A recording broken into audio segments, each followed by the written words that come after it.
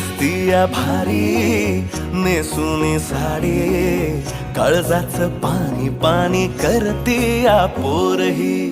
आता क्यूटवाली गावरान बोली, खट्याळ थोडी माझ्या काळजाची चोरही.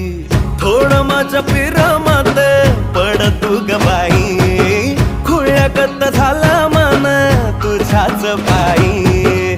आता मला लागली या लग्नाची घाई, नाही आता बोलू नको अग माझी राणी. होशील का या पठ्याची सोबर घरवाली.